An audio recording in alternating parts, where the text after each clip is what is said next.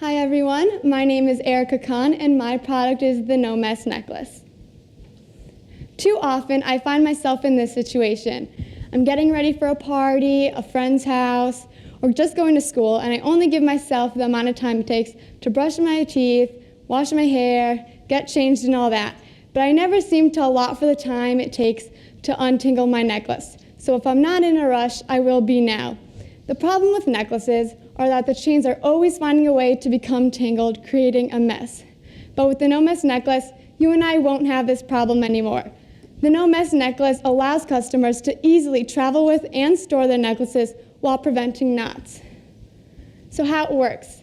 Basically, the No Mess necklace is a hollow tube, and half the necklace will go through it while the other half wraps around.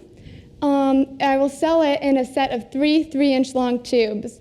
Now, you might be wondering why not one long tube and why 3 inches? Well, with one tube, you can fit a bracelet, but if you twist them together or snap them together, you can fit a longer necklace. So aside from being built to be one size fits all, it's durable, user-friendly, reusable, and it looks neat. Now, if you look up necklace tangler preventer or anything like that into your search engine, you will find that most of the results will be handy tricks on how to get rid of knots, but not many will actually tell you how to prevent them. If you dig a little deeper, you will find that some websites suggest using household items such as a straw or press and seal. However, these are not durable or reusable like my product. Additionally, it seems ironic to put something as valuable as a piece of jewelry inside something as cheap as a straw. So overall, it's pretty different than those. And another way people store their necklaces is with the necklace holder/organizer. However, these are bulky and they can easily become crammed and get knocked over, causing a huge mess. So you can see based on the table that the No Mess necklace works as the same principle as a straw, except it's stronger and reusable. And unlike the necklace holder, because of its convenient size, you can easily travel with it. So overall, it's truly one of a kind. Target customers. I plan on selling to local boutiques and to anybody who likes to wear necklaces or bracelets or jewelry. And as a future opportunity for my product, I hope to make it a piece of jewelry itself, making it out of materials such as gold or silver, and giving customers a chance to customize it by putting their initials on it, or monograms, or like business logos. So I primarily plan to promote my product on social media websites such as Facebook, Instagram, Twitter, and to primarily sell it on Etsy. I also hope to do some jewelry shows to get the word out. So cost structure. I make my product on the 3D printer using PLA filament. One roll of that can make up to 15 sets and cost $3.33. So with the additional variable costs, it'll cost $3.83 to make, giving me a profit of $6.17 because I plan to sell it for $10.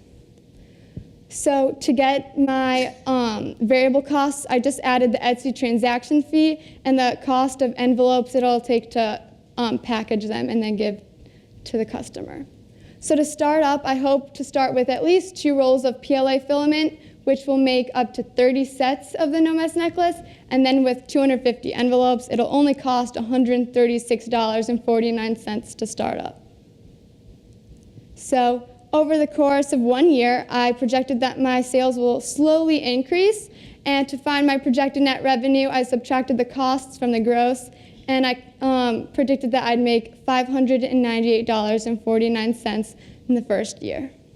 So after quarter 2, I will become profitable, paying off my startup costs. So just to summarize, I'll sell it for $10, giving me a margins at $6.17 or 62%. And I will determine the success of my business based on the followers, the reviews I get on Etsy, my increase in sales, efficiency, and profitability. Thank you, and I'll take any questions.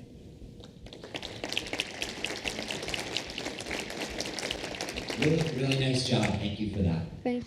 Question for you. Do you envision this to be more of a product that an everyday consumer purchases, or specifically a traveler, given that it is, it's something that makes traveling with your jewelry more easy? Hopefully like every day, because even just in like a drawer or something like that, it can get messed up. And so basically every day. Mostly. No, that's great. I would say no matter what it is, then you could start to think of growth channels based off of that. Like for instance, if it was travel, there are travel blogs, there's travel, things that you could potentially, channels you could reach out to. If it is more the everyday consumer, there's also other channels for that as well. So just something to keep in mind.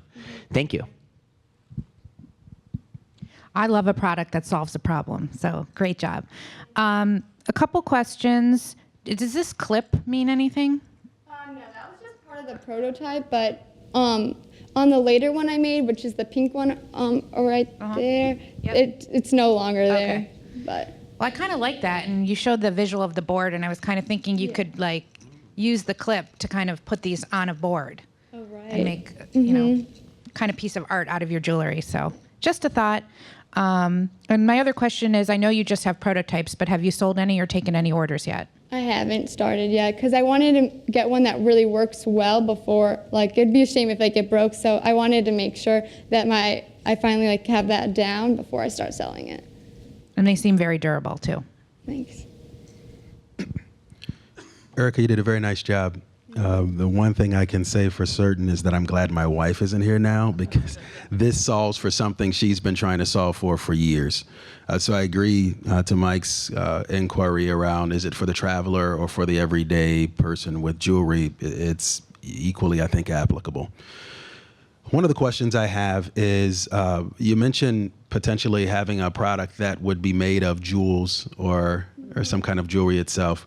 Do you see that being a different type of buyer or different profile of buyer? Yeah, definitely. If I give the option of making out of nicer materials, the cost would go up for sure, which probably wouldn't be just like everyday users, because it'd be like a piece of jewelry, so it's more an accessory also. So that would target, I think, like more middle class. But right now it's just more, it can like do for everybody out of the appeal like that. I like the thinking. I like the forward look on that, because you're selling a product not because a person may have one piece of jewelry, but typically it's more than one. And so to have maybe a value product versus, or in addition to a product for someone who has an affinity for jewels, if the profit margins sustain themselves or even better increase, then it allows you a different profile of buyer, a buyer and a nice mix in your revenue. Lastly, to the extent you enter into that second market where they're jewels, I would imagine it would be recession proof. Because if a person is willing to buy jewels and gems and they have a higher quality inventory of jewelry, they're likely more, what we know is that they tend to continue to spend on discretionary items. So it could give you some downside protection against market changes, which is useful when you're a business owner. I think you've done a great job, Erica. Thank you. Thank you so much. We have one more here. Just one quick question. Does it cost you more to use the colored filament? No. Okay. I like the color. One more too. Just one thing I meant to ask before. At what point in the business do you feel like you might like graduate past 3D printing? Or do you see this as like, no, this is how I plan to manufacture, from here on out? I think mostly 3D printing has been proved to work pretty well. Like I was doing some research and I saw like a business that made like shoes out of 3D printers, and like they were doing really well. And so I think it can work really well if I stick to 3D printer, as for right now at least. Thank you.